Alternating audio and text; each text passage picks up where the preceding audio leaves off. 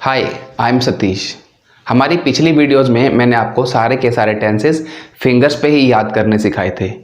इस वीडियो में मैं आपको क्वेश्चंस और आंसर्स के शॉर्टकट मेथड पढ़ाऊंगा।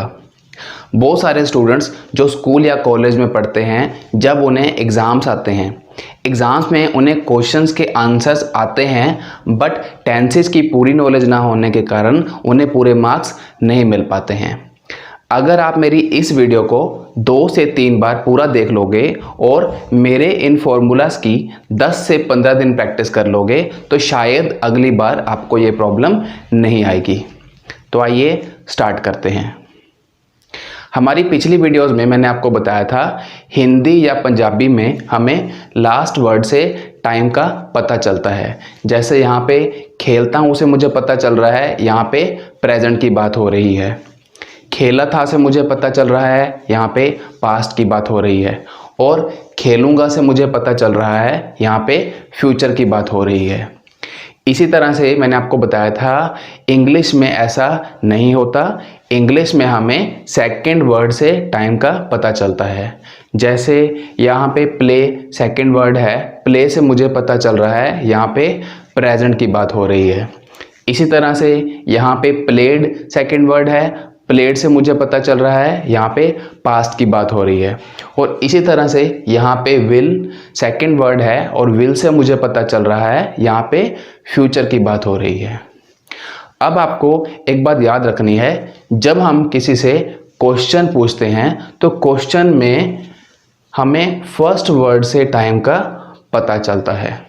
तो जब भी हम किसी से क्वेश्चन पूछेंगे तो हमारा जो फर्स्ट वर्ड होगा वो टाइम वर्ड होगा। उस फर्स्ट वर्ड से ही हमें पता लग जाएगा यहाँ पे प्रेजेंट की बात हो रही है, पास्ट की बात हो रही है या फ्यूचर की बात हो रही है। क्वेश्चंस टोटल 2 तरह के होते हैं, ऑप्शनल क्वेश्चंस और नॉन ऑप्शनल क्वेश्चंस।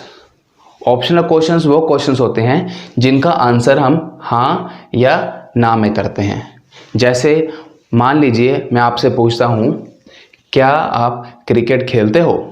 तो आप या तो हाँ कहेंगे या ना कहेंगे। यहाँ पे मैंने आपसे क्रिकेट के बारे में क्वेश्चन पूछा है, यहाँ पे मैंने आपको क्रिकेट ऑप्शन दिया है और इस ऑप्शन के लिए आप हाँ या ना कर रहे हो, इसलिए इन क्वेश्चंस को ऑप्शनल क्वेश्चन बोलते हैं। इसे एक और एग्जांपल के साथ समझते हैं। अगर मैं कहूँ क्या आप दिल्ली जा रहे हो, तो यहाँ पे भी मैंने आपको दिल्ली ऑप्शन दिया है और दिल्ली के लिए आप हाँ या ना कहेंगे। बट अगर मैं नॉन ऑप्शनल क्वेश्चंस की बात करूँ, नॉन ऑप्शनल क्वेश्चंस में मैं आपको ऑप्शन नहीं देता हूँ। जैसे कि अगर मैं आपसे पूछूँ आप क्या खेलते हो, तो यहाँ पे आप हाँ या ना में आंसर नहीं कर सकते। ऐसे ही अगर मैं आपसे पूछूँ आप कहाँ जा रहे हो, तो आप हाँ या ना नहीं कह सकते। इन दोनों क्वेश्चंस में आपको मुझे आंसर करना होगा। तो अब तक आपको अच्छे से समझ में आ गया होगा टोटल 2 तरह के क्वेश्चंस होते हैं, ऑप्शनल क्वेश्चंस और नॉन ऑप्शनल क्वेश्चंस। अब हम इन दोनों तरह के क्वेश्चंस को 1 बाय 1 सीखते हैं। तो अब हम ऑप्शनल क्वेश्चन से स्टार्ट करते हैं। तो हमारे ऑप्शनल क्वेश्चन का फॉर्मूला है time word plus person plus action. जैसा कि मैंने अभी आपको बताया था, क्वेश्चन में हमें फर्स्ट वर्ड से ही टाइम का पता चल जाता है, तो इसलिए जो हमारा फर्स्ट वर्ड होगा उसे हम टाइम वर्ड कहेंगे। और उसके बाद मैंने पर्सन प्लस एक्शन लगाया है, जो कि हमारा बेस फॉर्मूला है। हमारी पिछली वीडियोस में मैं आपको ऑलरेडी एक्सप्लेन कर चुका हूँ, पर्सन प्लस एक्शन हमारा फर्स्ट फॉर्मूला भी है और हमारा बेस फॉर्मूला भी है। हम हमेशा इसी फॉर्मूले में कुछ ना कुछ चेंज करके हमारे अगले फॉर्मूले बनाते जा रहे हैं। और इस फॉर्मूले को बनाने के लिए हमने पर्सन प्लस एक्शन के आगे टाइम वर्ड ऐड कर दिया है।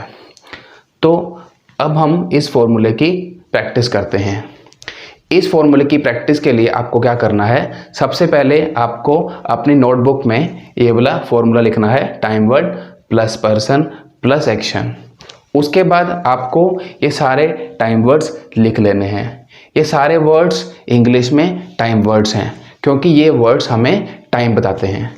जैसे डू और डज से हमें प्रेजेंट का पता चलता है, डिड से हमें पास्ट का पता चलता है, विल से हमें फ्यूचर का पता चलता है, और इज, एम और आर से हमें प्रेजेंट का पता चलता है, वॉज और वर से हमें पास्ट का पता चलता है, हैज हैव से हमें प्रेजेंट का पता चलता है, और हैड से हमें पास्ट का पता चलता है।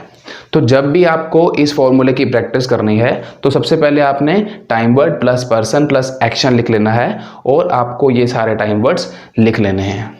और उसके बाद आपको ये इमेजिन करना है कि आप किसी जगह पे गए हो, जैसे कभी आप हॉस्पिटल गए, कभी आप स्कूल गए, तो वहाँ पे आपने जाके वहाँ पे जो जो लोग आपको दिखाई देंगे वो लोग आपने यहाँ पे लिख लेने हैं, और आपने उनके काम लिख लेने हैं।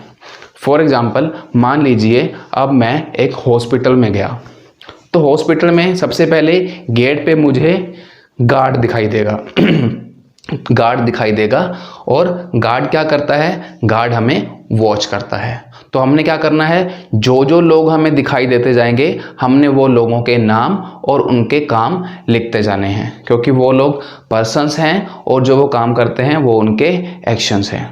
तो सबसे पहले हमें हॉस्पिटल में गार्ड दिखाई देगा, गार्ड क्या करता है, हमें वॉच करता है। जब हम अंदर एंटर करेंगे हॉस्पिटल के तो हमें रिसेप्शनिस्ट दिखाई देगी, वो क्या करती है, वो हमें गाइड करती है। उसके बाद अंदर हमें डॉक्टर मिलेगा, डॉक्टर हमारा चेकअप करता है, उसे एग्जामिन बोलते हैं। इसी तरह से वहाँ पे नर्स भी दिखाई देती है, नर्स डॉक्टर को असिस्ट करती है। तो आपने इसी तरह से सारे के सारे वर्ड्स लिख लेने हैं, और उनके नाम और उनके काम आपने लिख लेने हैं। और उसके बाद आपने ये फॉर्मूले की प्रैक्टिस 10 से 15 दिन रोज़ करनी है। रोज़ आपने नए नए जगहों पे घूमने जाना है और नए नए वर्ड्स लिख लेने हैं। तो अब हम इस फॉर्मूले की प्रैक्टिस करते हैं। आपको याद रखना है, आपने जब ये फॉर्मूले से इंग्लिश की प्रैक्टिस करनी है तो आपने माइंड में हिंदी या पंजाबी नहीं सोचनी। आपको इसी फॉर्मूले से 10 से 15 दिन प्रैक्टिस करनी है। इससे क्या होगा, 10 से 15 दिन के बाद आपके ऑटोमेटिकली क्वेश्चंस बनने स्टार्ट हो जाएंगे, आपको दिमाग में हिंदी या पंजाबी सोचनी नहीं पड़ेगी। तो आइए इसकी प्रैक्टिस करते हैं। अब आपने क्या करना है, आपने इनमें से बिना सोचे समझे कोई भी एक टाइम वर्ड पिक करना है। जैसे यहाँ पे मैंने विल पिक किया है, सबसे पहले मैंने यहाँ पे विल पिक किया है। विल के बाद आपने सामने वाले वर्ड्स पिक नहीं करने हैं, आपने कोई और वर्ड पर्सन प्लस एक्शन इकट्ठा पिक करना है। बट याद रखिए आपने उसके सामने वाला पर्सन प्लस एक्शन पिक नहीं करना है। जैसे यहाँ पे मैंने विल पिक किया है, विल के बाद मैंने यहाँ से डॉक्टर पिक किया है और एग्जामिन पिक किया है। तो मेरा क्वेश्चन बन गया विल डॉक्टर एग्जामिन। और मैं ये भी कह सकता हूँ will doctor examine the patient. तो इस तरह से मैंने इस फॉर्मूले से एक क्वेश्चन बनाया है। पर आपको ये क्वेश्चंस फटाफट से बनाने हैं, आपको माइंड में हिंदी या पंजाबी नहीं आने देनी है। आपने फटाफट से यहाँ से एक वर्ड पिक करना है, टाइम वर्ड, और पर्सन प्लस एक्शन किसी और जगह से पिक कर लेना है। फटाफट से आपने क्वेश्चंस बनाने हैं। स्टार्टिंग में आप ये क्वेश्चंस को लिख के प्रैक्टिस करोगे, बाद में आपने बिना लिखे माइंड में फटाफट से ये क्वेश्चंस की प्रैक्टिस करनी है। 10 से 15 दिन ओनली। आइए इसकी एक और एग्जांपल लेते हैं। उसके बाद मैंने यहाँ से डिड वर्ड पिक किया है, टाइम वर्ड, और उसके बाद मैंने यहाँ से पेशेंट और टेक रेस्ट पिक किया है। तो मेरा क्वेश्चन बन गया डिड पेशेंट टेक रेस्ट।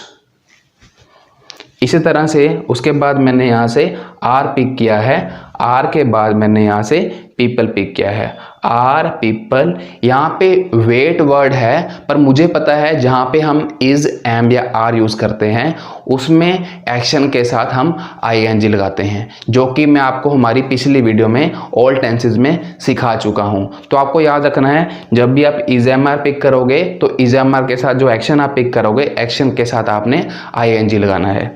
तो यहाँ पे हम बोलेंगे आर पीपल वेटिंग। इसी तरह से यहाँ से अब मैंने हैज़ वर्ड पिक किया है, हैज़, और उसके बाद मैंने पुलिस और इंक्वायर वर्ड यूज़ किया है। हैज़ पुलिस इंक्वायर्ड, यहाँ पे भी मैंने हैज़ के साथ थर्ड फॉर्म लगाई है।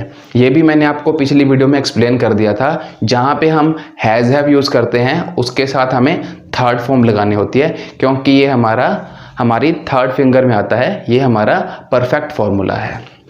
तो इस तरीके से आपको रेगुलर बेसिस पे 10 से 15 दिन प्रैक्टिस करनी है। तो अब तक आपको क्वेश्चंस बनाने अच्छे से आ गए होंगे। अब हम इन क्वेश्चंस के आंसर्स बनाने सीखते हैं। अब आप यहाँ देखिए, सबसे पहले हमारा फॉर्मूला है time word plus person plus action. ये हमारा फॉर्मूला क्वेश्चन पूछने के लिए है, time word plus person plus action. मान लीजिए कोई पर्सन आपसे क्वेश्चन पूछता है और वो सबसे पहले क्या करेगा, वो आपसे सबसे पहले एक टाइम वर्ड लगा के क्वेश्चन पूछेगा। वो do, does, did, will, is, am, are कुछ भी लगाएगा। उसके बाद सेकंड नंबर पे टाइम वर्ड के बाद वो पर्सन लगाएगा और एक्शन लगाएगा। आपको किसी क्वेश्चन के टाइम पे घबराना नहीं है, आपने जस्ट उसको नॉर्मल सुनना है, जैसे आप हिंदी या पंजाबी में बात करते हैं। तो आपको बस ये ध्यान देना है वो किस पर्सन की बात कर रहा है। तो आपने क्या करना है, आपने आंसर में पर्सन को आगे कर देना है और टाइम वर्ड को पीछे कर देना है, क्योंकि क्वेश्चन में फर्स्ट वर्ड टाइम वर्ड है और आंसर में सेकंड वर्ड टाइम वर्ड है। आपको कुछ भी नहीं करना है, जस्ट पर्सन को आगे ले जाना है और टाइम वर्ड को यहाँ ले जाना है और एक्शन एज इट इज़ जहाँ पे है वहीं पे रहेगा। फॉर एग्जाम्पल, अगर मैं आपसे पूछूं इज स्वीपर स्वीपिंग, तो आपने मेरे क्वेश्चन को नॉर्मल सुना, आपने स्वीपर को इधर ले जाना है और इसको इधर ले जाना है और स्वीपिंग को एज इट इज रख देना है। तो मेरे इस क्वेश्चन का आप आंसर दोगे इज स्वीपर स्वीपिंग का स्वीपर इज स्वीपिंग। इसी तरह से मान लीजिए मैंने आपसे क्वेश्चन पूछा हैड स्टूडेंट लर्नड, तो आपने ध्यान देना है, यहाँ पे स्टूडेंट की बात हो रही है तो स्टूडेंट आप आगे ले जाएंगे, हैड आप इधर ले जाएंगे और लास्ट में लर्नड एज इट इज लगा देंगे। तो इस तरह से आपके सारे क्वेश्चंस के आंसर्स भी बनते जाएंगे। आपको घबराना नहीं है, आपको इसको नॉर्मल सुनना है। Just time word plus person plus action में आपको पर्सन आगे ले जाना है और टाइम वर्ड आपको सेंटर में ले जाना है और एक्शन एज इट इज आएगा। अब आप यहाँ देखिए, यहाँ पे मैंने आपसे क्वेश्चन पूछा है डिड चिल्ड्रन प्ले। देखिए जहाँ पे हम डू वाले वर्ड्स उठाते हैं, डू, डस या डिड, तो उन सेंटेंसेस में हम लोग डू बीच में नहीं लेके जाते। बट अगर वहाँ पे डू की सेकंड फॉर्म यानी कि डिड लगा हो या डस लगा हो तो डिड के केस में हम उसकी सेकंड फॉर्म बीच में लेके जाते हैं, बट डू नहीं लेके जाते। और डस के केस में हम उसका एस या ईएस बीच में लेके जाते हैं, डू नहीं लेके जाते। तो आपको याद रखना है डू वाले केसेस में हम टाइम वर्ड यानी कि डू बीच में नहीं लेके जाते। फॉर एग्जाम्पल, जैसे कि यहाँ पे मैंने पूछा है डिड चिल्ड्रन प्ले, तो चिल्ड्रन हम आगे ले गए हैं बट हम डू यहाँ पे नहीं ले गए। ये डू की सेकंड फॉर्म है तो डिड यानी कि प्ले के साथ हम सेकंड फॉर्म अटैच कर देंगे। तो आपको नॉर्मली सुनना है, अगर कोई पर्सन डिड से क्वेश्चन पूछ रहा है तो आपने देखना है अच्छा उसने सेकंड फॉर्म से क्वेश्चन पूछा है तो आपने भी बीच में सेकंड फॉर्म लगानी है। अगर उसने हैज़ हैव से क्वेश्चन पूछा है तो आपने भी बीच में हैज़ हैव लगाना है। अगर वो डस से क्वेश्चन पूछ रहा है तो आप समझ जाएंगे उसने एस या ईएस लगाया है तो आपको भी बीच में एस या ईएस लगाना है। बट यूजुअली आपको क्या करना है, आपको यही फॉर्मूला फॉलो करना है। क्वेश्चन पूछने के लिए time word plus person plus action है और जब आपसे कोई क्वेश्चन पूछेगा आंसर देने के लिए पर्सन बीच में चला जाएगा, टाइम वर्ड इधर आ जाएगा और एक्शन एज इट इज रहेगा। तो अब तक आप ऑप्शनल क्वेश्चंस अच्छे से सीख चुके हैं। अब हम नॉन ऑप्शनल क्वेश्चंस देखते हैं। नॉन ऑप्शनल क्वेश्चंस में मैंने आपको बताया था जब भी हम किसी से नॉन ऑप्शनल क्वेश्चन पूछते हैं तो वहाँ पे हमें ऑप्शन नहीं दी जाती, हमें उस क्वेश्चन का आंसर देना होता है। नॉन ऑप्शनल क्वेश्चन भी इसी तरह से ही बनते हैं, time word plus person plus action. इसी में हमने आगे एक और चीज़ ऐड की है। अब आप यहाँ देखिए, अभी आप इसको फिलहाल छोड़ दीजिए, पहले आप इधर देखिए, time word plus person plus action. जब भी आपको किसी को नॉन ऑप्शनल क्वेश्चन पूछना है हमारा फॉर्मूला यही रहेगा, बट इसके आगे हम एक और चीज़ ऐड कर देंगे। हम इसके आगे एक और वर्ड ऐड करेंगे, क्वेश्चन वर्ड। जैसे यहाँ पे हमें यहाँ पे टाइम का पता चल रहा है इसलिए इन्हें हम टाइम वर्ड बोलते हैं। इसी तरह से ये वाले वर्ड से हमें क्वेश्चन के बारे में पता चलता है इसलिए इन्हें क्वेश्चन वर्ड कहा जाता है। जैसे व्हाट मतलब क्या, क्या एक यूजुअली क्वेश्चन में पूछा जाता है। वेयर मतलब कहाँ, यानी कि कोई पर्सन कहाँ, कोई प्लेस के बारे में हमसे क्वेश्चन पूछ रहा होगा। व्हेन मतलब कब, तो कोई पर्सन हमसे टाइमिंग का क्वेश्चन पूछ रहा होगा। तो ये सारे वर्ड्स कहीं ना कहीं हमें क्वेश्चंस बताते हैं, इसलिए हमने इनका नाम रखा है क्वेश्चन वर्ड। तो आपको ध्यान रखना है, जब आपने नॉन ऑप्शनल क्वेश्चन बनाने हैं तो आपने हमारे इस फॉर्मूले के आगे एक और वर्ड ऐड कर देना है। और आपने एक और बात याद रखनी है, नॉन ऑप्शनल क्वेश्चन में हमें फर्स्ट वर्ड से टाइम का पता नहीं चलता, नॉन ऑप्शनल क्वेश्चंस में हमें सेकेंड वर्ड से टाइम का पता चलता है। तो जब भी आपने, मान लीजिए आपने मुझसे पूछना है आप कहाँ जा रहे हो, तो आपको पता है कि यहाँ पे प्रेजेंट कॉन्टिन्यूस की बात हो रही है, तो यहाँ पे is am are time word है और कहाँ के लिए हम लोग वेयर यूज करेंगे। तो आप यहाँ पे क्वेश्चन वर्ड लगाएंगे where are you going, right. तो आपको पता लग गया यहाँ पे पर्सन कौन है, यू है, एक्शन क्या है, गो, कॉन्टिन्यूस है इसलिए आईएनजी लग गया है। इसी तरह से आपको इस फॉर्मूले की प्रैक्टिस करने के लिए क्या करना है, जैसे कि हमने वहाँ पे प्रैक्टिस की है, यहाँ पे भी आपने एज इट इज़ अपना फॉर्मेट बना लेना है। आपने सबसे पहले ये सारे क्वेश्चन वर्ड्स नोट कर लेने हैं, what, where, when, why, how, who, whom, whose और which। उसके बाद आपने सारे के सारे टाइम वर्ड्स लिख लेने हैं।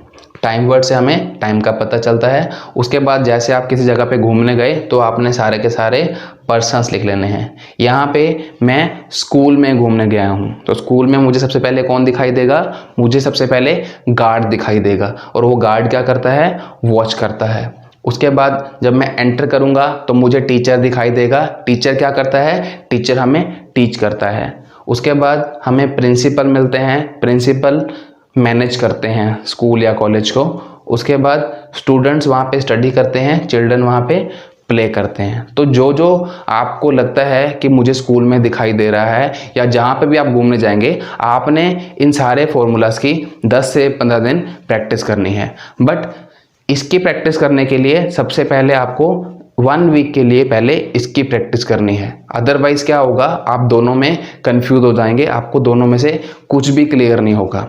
तो सबसे पहले 10 से 15 दिन में जब आप थोड़ा सा इनके साथ कंफर्टेबल हो जाओगे, आपको ये बनाने आ जाएंगे, उसके बाद ही आपने क्वेश्चन वर्ड आगे ऐड करना है। अब इसको एक प्रैक्टिस, इसके साथ एक प्रैक्टिस करते हैं।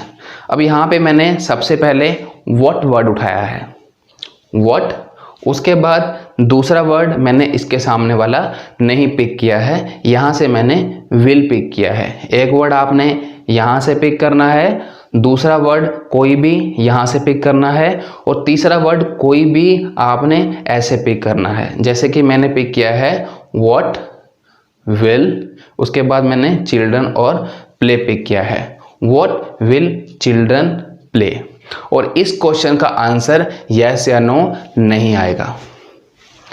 एक और एग्जांपल लेते हैं। अब यहाँ पे मैंने बनाया है वेयर, वेयर के बाद मैंने यहाँ से वर्ड पिक किया है did. Where did student study, where did student study. आपको याद रखना है, जब भी आप ये क्वेश्चंस बनाएंगे, आपने अपने माइंड में हिंदी या पंजाबी नहीं सोचनी है। आपने जस्ट जो फॉर्मूला दिया है उस फॉर्मूले के अकॉर्डिंग वर्ड्स पिक करने हैं, और आपने जस्ट वर्ड्स के साथ पहले राइट करके प्रैक्टिस करनी है। जब आप थोड़ा सा राइटिंग में कंफर्टेबल हो जाएंगे, जब आपको थोड़ा बहुत समझ में आने लग जाएगा, तो उसके बाद आपने माइंड में इसकी प्रैक्टिस करनी स्टार्ट कर देनी है। तो आपने सबसे पहले यहाँ से वर्ड पिक करना है, फिर एक यहाँ से वर्ड पिक करना है, और 2 वर्ड कोई भी यहाँ से पिक करने हैं।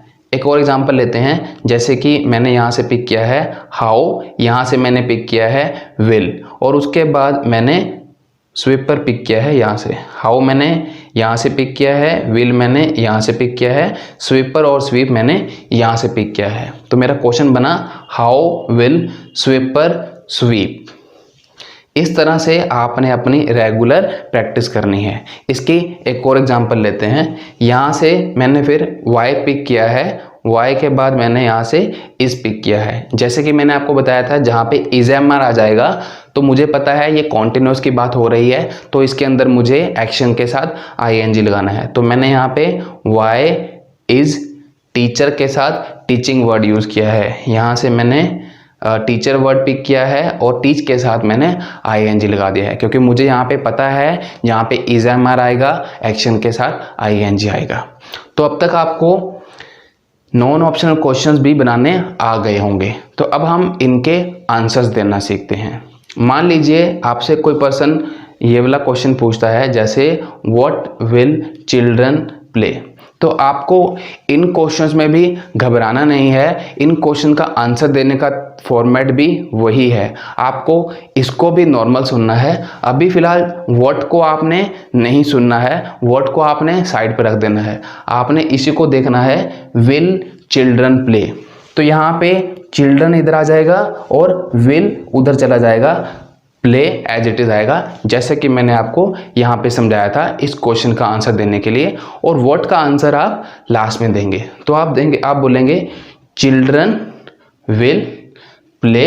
व्हाट का आंसर कोई भी आपको पता है क्या के लिए क्या होगा, क्या के लिए आप बोल सकते हैं children will play cricket, football और एनीथिंग जो आप आंसर करना चाहते हैं।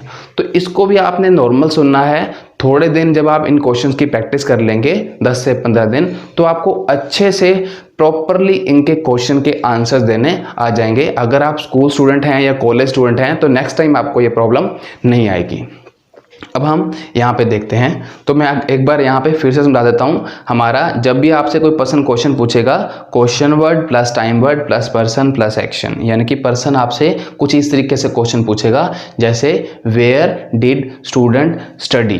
तो आपको उसने क्वेश्चन वर्ड लगाया है आपके लिए, उसने फिर टाइम वर्ड लगाया है, उसके बाद उसने पर्सन लगाया है और उसने एक्शन लगाया है। तो आपको क्या करना है, आपको as it is time word इधर ले आना है, पर्सन इधर ले आना है और एक्शन इधर ले आना है, और इस क्वेश्चन वर्ड का आंसर आपने लास्ट में देना है। बाकी अगर आप इसको छोड़ दो तो ये एज इट इज़ हमारा जो हमने पहले सीखा है एज इट इज़ वही फॉर्मूला चल रहा है। इसका आंसर देने का फॉर्मेट यही है। जैसे आपसे पर्सन ने क्वेश्चन पूछा, व्हेन डज शॉपकीपर सेल।